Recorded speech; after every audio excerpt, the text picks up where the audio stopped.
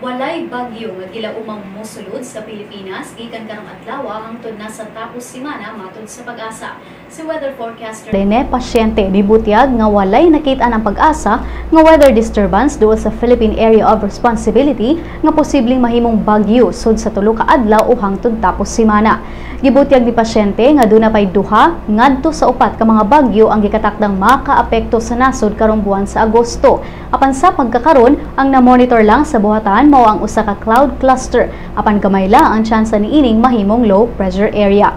Sa gipagawas nga weather update sa pag-asa kaganinang buntag, ang Northern Luzon dunay maayong panahon nga idumbanan sa isolated thunderstorms sa kasagarang parte sa nasod lakip ang Metro Manila.